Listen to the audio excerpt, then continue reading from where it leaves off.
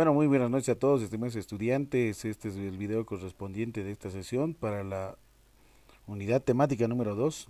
Como pueden ustedes observar, es justamente el documento que ya lo tienen justamente y deben de pasar por la fotocopiadora que se les ha mencionado en el grupo de WhatsApp. El costo está justamente a lo que acaban de mencionarme, es justamente a 25 bolivianos la impresión y el anillado correspondiente. Vayan a pasar en este transcurso del día, probablemente en esta semana. Tienen hasta la siguiente semana para poder recoger su documento, que consiste en lo que es justamente todas las unidades temáticas, que son obviamente los cuatro, y la que sí hemos visto es justamente la introducción al liderazgo y la ética correspondiente. Por lo cual, el día de hoy vamos a ver lo que es justamente la unidad temática número 2, que corresponde con respecto a las técnicas de comunicación.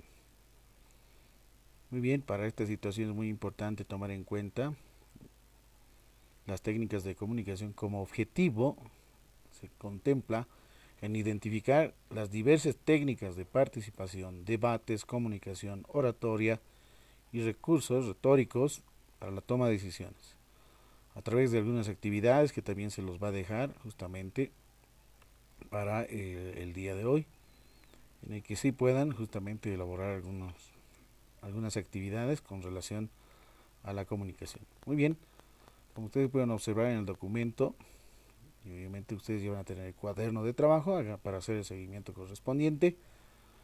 Tomamos en cuenta la comunicación desde una perspectiva que probablemente como seres humanos corresponde justamente a cierto tipo de código o canal, en este caso la lengua, y a partir de este es justamente un fenómeno de carácter social que compone justamente todas las sociedades desde la evolución misma del ser humano. Es muy importante tomar en cuenta algunas técnicas de la comunicación que es muy importante para la oratoria y por sobre todo para el liderazgo. Es así que tomamos en cuenta como seres humanos, seres vivos, ¿no?, que obviamente nos comunicamos a partir del habla. Y el tipo de lenguaje en el que se codifica en relación a las normativas, ya sean del inglés, del portugués y entre otros idiomas que hoy en día los hacemos justamente a nivel mundial, como es el chino mandarín, una de las lenguas muy importantes, en este caso un idioma muy importante como el inglés, para realizar algunos eventos, para poder justamente viabilizar probablemente algunos estudios de posgrado. Para ello es muy importante tomar en cuenta un proceso, la comunicación humana, como un proceso dinámico, que es continuo con relación a un cierto tipo de movimiento. En este caso, la participación misma, pues sobre todo dentro de un conjunto, dentro de la sociedad que está en constante comunicación y obviamente utilizando diversos tipos de medios de comunicación. Es inevitable porque también se requiere una transmisión de los significados, esa codificación de, eh, de códigos, un conjunto de códigos que está obviamente compuesta por las proposiciones, ya sean simples o compuestas, en base a algunos conectivos lógicos que ganan justamente desde la gramática y obviamente a partir de las categorías gramaticales. Es así que también es irreversible porque una vez realizada no puede regresar, no se puede borrar, no se puede ignorar en realidad. La comunicación lo que fluye justamente a partir de el pensamiento, que es bien importante tomar en cuenta para poder comunicar en un sentido más amplio en una reunión, en una asamblea. Primero se debe de pensar muy bien y más aún cuando se tienen justamente autoridades que contemplan un documento que es un base, un documento guía para poder realizar cierto tipo de oratoria, de comunicar justamente a todas las personas que los van a ir, en este caso los van a escuchar en realidad. Es bidireccional en el sentido porque la retroalimentación contempla en el feedback entre el emisor y el receptor. Puede ser del tipo verbal o no verbal, que implica la utilización de ambos lenguajes por sobre todo. Entonces la comunicación es un proceso permanente de nuestra vida cotidiana, ¿no? Es el aparato fonador que contempla ese lenguaje, ¿no?, el habla. Comunicarnos a través de la palabra es muy importante, desde un movimiento, ¿no? Puede ser movimientos gestuales, ¿sí? Desde el tono de la misma voz, de la mirada, de los silencios y entre otros, ¿no?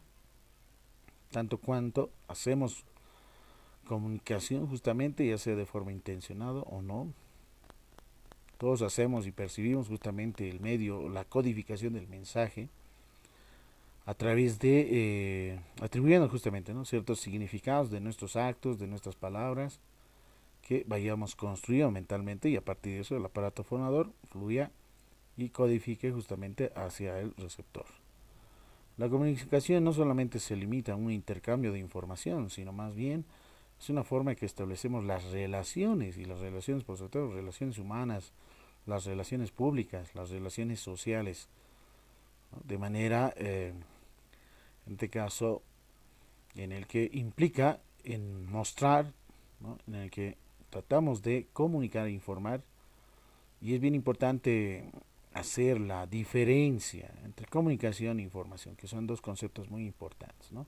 En ese marco, tomamos en cuenta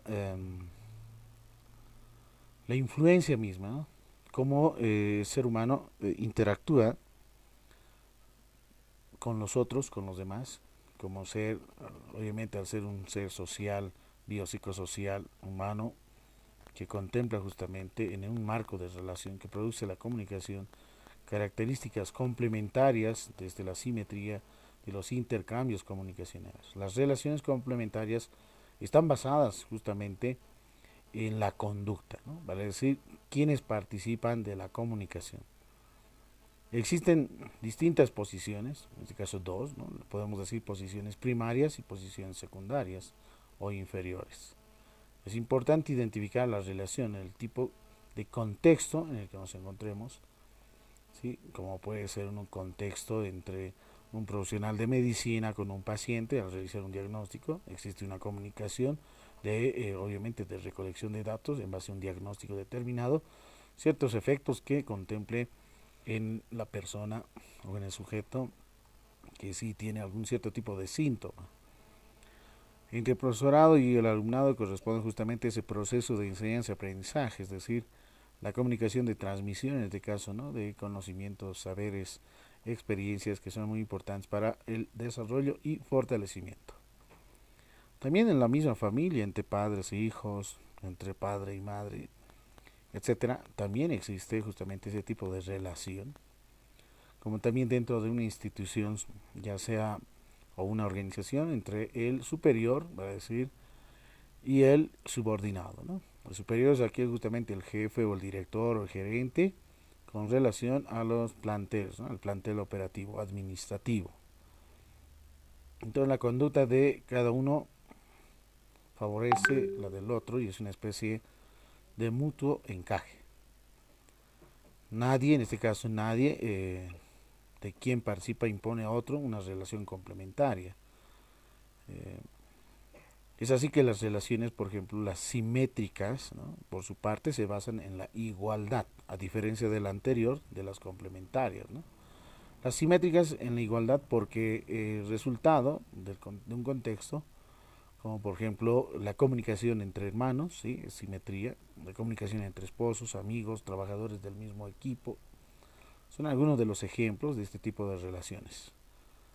Hoy en día también tomamos en cuenta que la comunicación es aquel proceso constante en nuestras vidas y que tiene dos dimensiones. La información, que intercambiamos justamente los contenidos, y la relación, que establecemos el modo y a quién lo decimos, y que puede mejorarse a través de la práctica cotidiana de determinadas, obviamente utilizando determinadas técnicas, y lo que se traduce en una comunicación eficaz. Hemos puesto de manifiesto muy importante dos conceptos principales. ¿Cuál es la diferencia entre comunicación e información? La información es contar algo para conocimiento, ¿sí?, de otras personas sin esperar respuesta. Y como por ejemplo informar la radio, los informativos de la televisión, del periódico La Prensa, carteles publicitarios de marketing. Es transmitir, pero no hay retorno de feedback. Por el contrario, la comunicación es el intercambio de las ideas, opiniones, análisis y entre otros.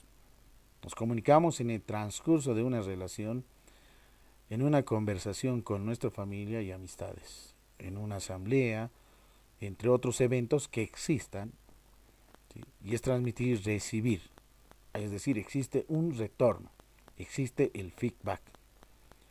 Ahí está la gran diferencia entre información y comunicación. Si bien ambos procesos obviamente tienen una función de transmitir contenidos, convenientemente distinguirlos en este retorno correspondiente. Por otro lado, es importante señalar que los procesos informativos pueden tener un retorno posterior al momento que se realiza. Se puede escribir, por ejemplo, una carta al director en un diario manifestando desacuerdos con algún artículo, o se puede acudir a una manifestación convocada a través de una campaña informativa o en vallas publicitarias. Por lo tanto, los medios de comunicación realizan habitualmente procesos de información, pero generan opinión, muestran la realidad desde distintas perspectivas, posiciones. Por ello es importante generar procesos comunicativos acerca de las cuestiones sociales desde un ámbito laboral, sindical y entre otros, que representan obviamente los medios para contrarrestar los efectos negativos que los grupos de poder ejerzan a través de los medios que los controlan. Por lo tanto, el proceso de comunicación, como se lo menciona, viene de una raíz antigua, la misma que dio origen justamente a la palabra de comunidad y comunión, que se refiere de igual manera a la puesta en común entre personas. Pero, sin embargo, muchos años para hablar de comunicación se ha hecho referencia a lo que sucede justamente entre máquinas, ¿no? Entre emisor y receptor, ¿no? Emisor, mensaje, obviamente es el mensaje la que se emite, el receptor es el que recibe, decodifica el mensaje, como se puede observar en el gráfico correspondiente. Aquí tenemos justamente el emisor, el receptor, el mensaje correspondiente. Existe un canal, un medio, ¿sí? Existe un código, la palabra, ¿sí? Y obviamente en un determinado contexto, ¿no? Si estamos en Bolivia, en La Paz, si estamos, por ejemplo, en Cochabamba, ¿no? Imagínense tener justamente ese retorno de feedback si se habla en Aymara o en quechua, en guaraní, o si yo quiero con algún turista internacional, ¿no? En inglés o en portugués o en alemán, etcétera. Es bien importante que el receptor tenga conocimiento mismo, obviamente, de la lengua y el habla que se va que se va justamente, ¿no? Escuchar, ¿no? Obviamente es muy importante y aquí es un punto muy, se podría decir, existen personas que probablemente tienen otras capacidades, ¿no? Imaginemos una persona sordomuda, ¿sí? Sí te puede observar, pero no te puede escuchar ni puede hablar. Entonces, ese es otro tipo de lenguaje, en realidad, ¿no? Otro tipo de lenguaje para hacer la decodificación. Será pues en lenguaje de señas, mínimamente, ¿no? Si yo quiero transmitir un cierto conocimiento, tendría que por lo menos a esta persona sordomuda tener conocimiento del lenguaje de señas, ¿no? Ahora, el otro punto clave también es qué pasa en el caso de que es una persona ciega. Sí te escucha, sí, sí te escucha, puede hablar, pero no puede ver. Entonces, el tipo de lenguaje será el braille en realidad, ¿no? Entonces, ese tipo de lenguaje es diferente, distinta, que hoy en día lo pueden observar. Hay pocas instituciones de educación alternativa y especial en los que están predispuestos para poder fortalecer, para poder, de caso, ayudar en la transmisión de conocimientos. Es muy importante también este tipo de modelo, es unidireccional, ¿sí? Porque solamente tiene un sentido, si bien contempla el retorno de información de quien la recibe o emite el mensaje, ¿no? Un papel muy importante. Solamente se genera monólogos, quien habla, muchas personas lo escuchan, como por ejemplo, yo estoy hablando, ¿no es cierto? Y ustedes solamente me van a escuchar a partir del video correspondiente, pero no voy a tener ese retorno en realidad, ¿no? Es un ejemplo, por ejemplo, de un modelo direccional de la comunicación. Obviamente asume algunos órdenes jerárquicos y excluyente, privilegiando a quien emite y tiene más poder, mayormente esto dentro de las instituciones o empresas, no se consideran puntos de vista. Entonces, ¿este modelo es realmente comunicación? ¿Qué dicen al respecto? Probablemente, ¿qué situaciones conoces en que predomine este modelo y qué repercusiones tiene sobre la participación? Les hago estas preguntas para que ustedes puedan responderlas para su actividad de esta sesión de clase, si es realmente una comunicación efectiva. ¿Qué situaciones se conocen, no? Que predomina este tipo de modelo? ¿Y qué efectos, qué repercusiones, qué consecuencias tiene sobre la participación en comunidad, de forma colectiva, dentro de la sociedad? Entonces, el modelo que se propone, frente a este modelo unidireccional, se puede proponer un modelo de comunicación participativa. El esquema es el siguiente. Tenemos aquí, miren, interlocutor o interlocutora, y de la misma forma, interlocutor e interlocutora.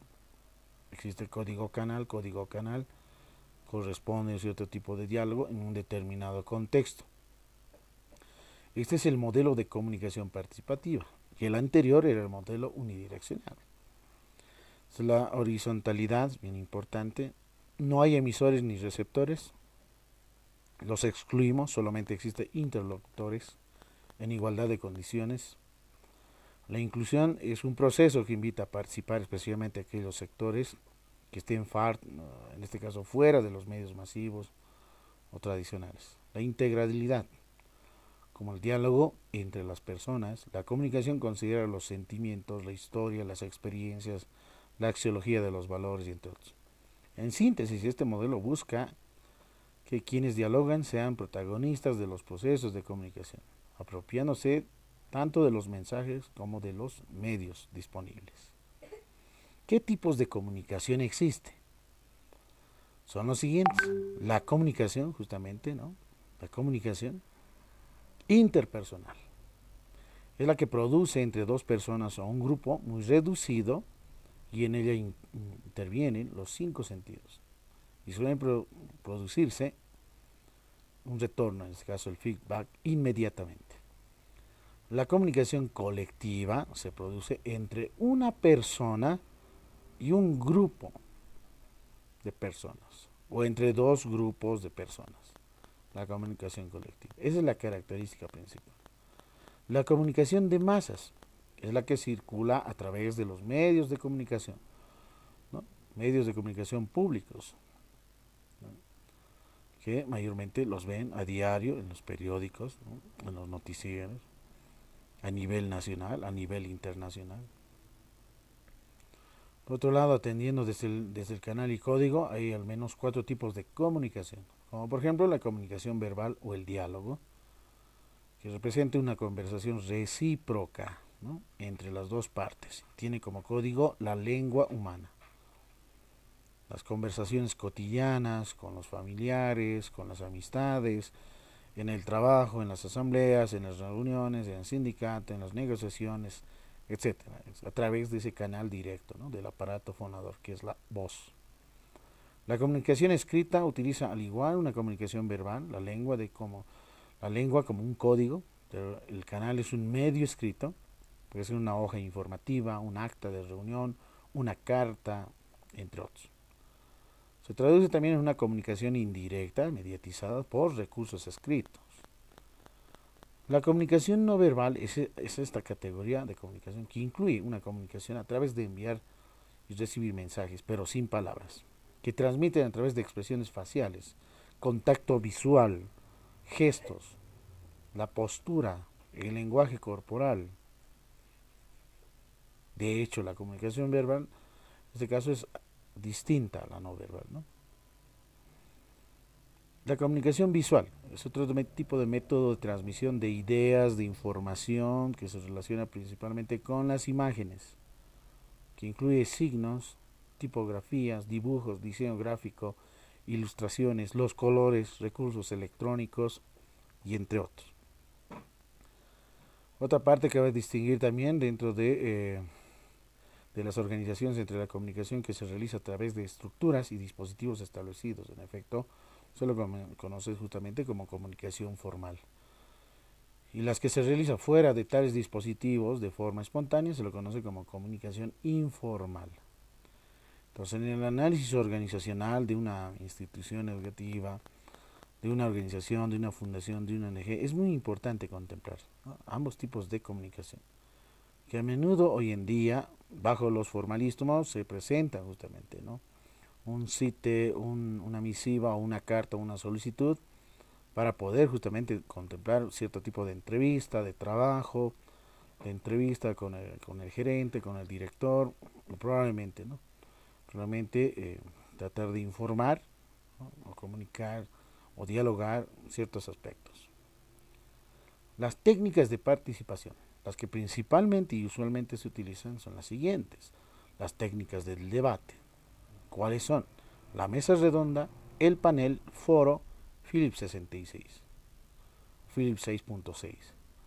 En la mesa redonda, unos cuantos estudiantes o participantes alrededor de 4 pueden intervenir conversando en torno a un punto clave en el auditorio o en la clase, ¿no? Y obviamente pues, se precisa un coordinador, que puede ser el docente o el líder del equipo, que se necesita obviamente para la coordinación misma. Si recuerda muy bien, ustedes tienen grupos de trabajo, ya están conformados, tienen su temática específica de las teorías del liderazgo, por lo cual espero que lo estén trabajando. En la subsiguiente sesión voy a ver alguna alternativa de estrategia, porque son muchos grupos y voy a ir definiendo en base a qué tipo de estrategia o la modalidad de evaluar justamente la parte de la exposición o presentación misma de su teoría correspondiente. El panel se asemeja más a la mesa redonda. En este aspecto es externo y consiste en que 3 a 6 estudiantes bien documentados dialoguen presentando aspectos de una misma cuestión, de una misma temática. El coordinador del grupo formula preguntas, ¿sí?, es decir, el líder, y los demás intervienen, sostienen distintos puntos de vista, posturas, ¿no?, a partir de la teoría que se ha hecho una determinada revisión.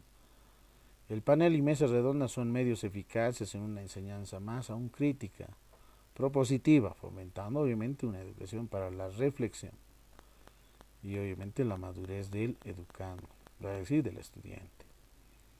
El fórum también interviene toda la clase para discutir un tema o problema determinado. El interesado en hablar levanta la mano y el moderador le concede la palabra o el micrófono.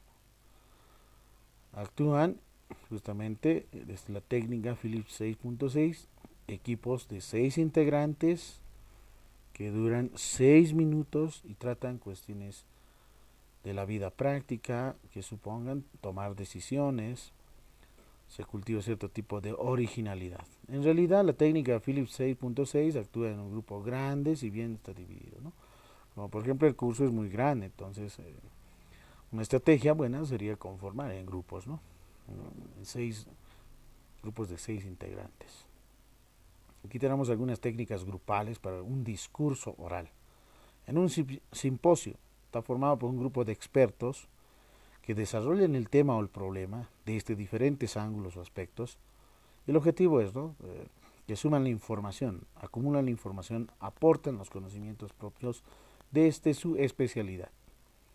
El panel, por otro lado, está formado por un equipo de expertos que obviamente está en forma de diálogo y las características pueden ser informales, espontáneas y dinámicas en realidad.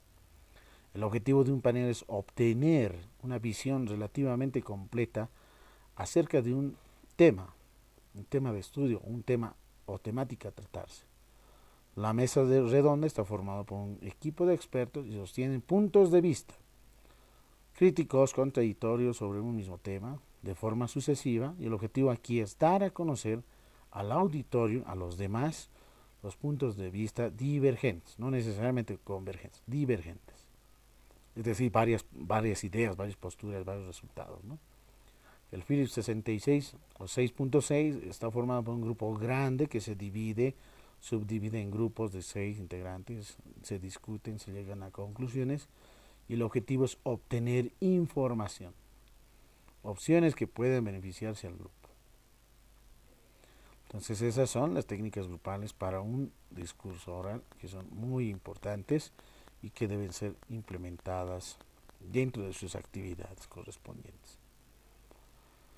Luego proviene justamente la toma de decisiones, el cual se realiza la elección de opciones, las formas de ver qué planes voy a tomar en cuenta, cuál es la opción adecuada, cuál es la estrategia o la técnica adecuada que pueda justamente ayudar a fortalecer al equipo, a la comunidad, a la organización, a la institución.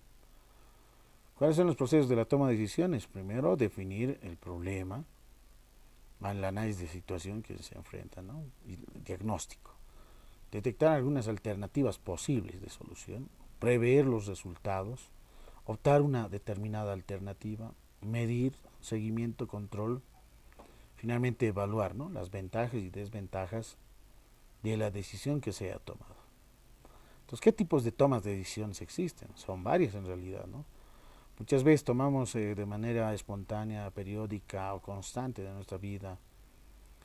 Y es así que en el ámbito dentro de las instituciones o empresas, organizaciones y entre otros, toman decisiones a una perspectiva racional, aquel proceso que analiza posibles alternativas utilizando el raciocinio en base a las fuentes y pruebas comprobables.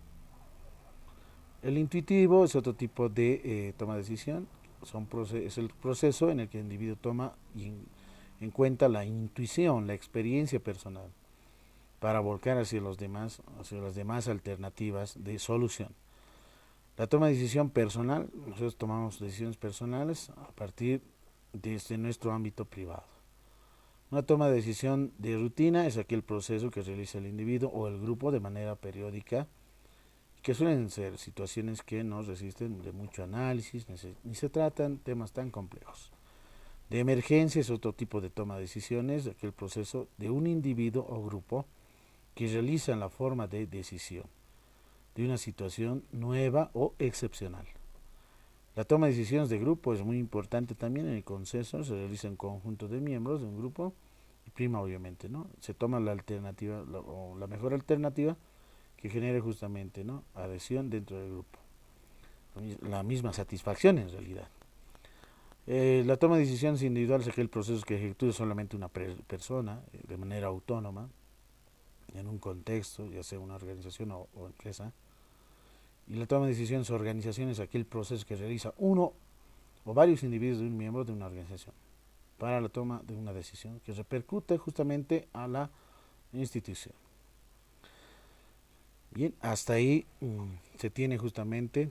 La siguiente sesión vamos a ver un poco de lo que es la oratoria y algunas perspectivas importantes al respecto. Bueno, este video se los voy a dejar para que ustedes puedan también hacer un repaso correspondiente de algunas características. Y por sobre todo no se olviden, por favor, la actividad, ¿no? La actividad, la tarea del día de hoy corresponde a responder la pregunta que les he dejado, ¿no? Hay una pregunta, son dos preguntas en realidad, ¿no? Dos preguntas claves que se los dejo para el día de hoy, que va a ser una de las actividades. No se olviden, hay un formato de presentación de las actividades, vayan elaborándolo, ¿sí? La pregunta ¿es realmente comunicación? ¿Qué es realmente comunicación?, ¿no? Ustedes defínanme qué es comunicación, qué se entiende por comunicación, a partir de sus propias palabras o experiencia, o cierto tipo de conocimiento que probablemente lo tienen. Defínanme qué es comunicación, qué es realmente comunicación. ¿Y qué situaciones conoces en que predomine, ¿no?, cierto tipo de modelo, ¿no? Hay dos tipos de modelos los que hemos mencionado, la lineal, unidireccional, ¿no?, o la bilineal, ¿no?, conocida como la comunicación participativa. Entonces, ¿qué ocurre, por ejemplo, en un modelo unidireccional?, ¿no? Por ejemplo, yo sí puedo hablar, puedo escuchar, puedo ver, pero ¿qué pasa con aquella persona sordo-muda o solamente muda o que no puede ver? Entonces, eso, por ejemplo, es un tipo de modelo unidireccional. que no necesariamente yo pueda, en este caso, comunicar eficazmente, a menos de que sí tenga el conocimiento de la lengua, ¿no? Ya sea el braille, el lenguaje de señas. Pero ¿qué situaciones más a partir de estas conoces, ¿no? ¿Qué repercusiones podría traer a que ese proceso en este caso, ¿no? ¿Qué repercusiones, qué efectos tiene sobre la participación? Hoy en día pueden ver, existen personas con capacidades especiales, ya no se dice discapacitados, personas con capacidades especiales, pero ¿cómo, qué efecto tendrían en realidad, ¿no? ¿Será que la sociedad los replega? ¿O en realidad hoy en día se está viendo que sí son más incluyentes? ¿O se los está dejando ahí, se les está olvidando? ¿Qué efectos, qué repercusiones trae? Tanto, obviamente, ojo, en el receptor, estamos hablando del receptor. El emisor es aquella persona que sí escucha, ve y oye. El emisor. El receptor, el que recepciona. Imagínate una persona que no ve o bien no escuche ni hable. Entonces, ¿cuáles serían las repercusiones? Esas son las actividades. Son dos preguntas en realidad nada más. Respóndanlos y hacen su presentación correspondiente por el grupo de WhatsApp. Muy bien, entonces nos vemos en la siguiente sesión para el debate correspondiente. No se olviden por favor que hay un formato de presentación que también ya se los he pasado, ¿no? Una de la anterior, en anteriores sesiones, ¿no? Que es justamente este, ¿no? El formato de trabajos, tareas y prácticas correspondientes. ¿Sí? Bueno, no se olviden también, recalco nuevamente, pasen a recoger en la fotocopiadora su cuaderno de trabajo.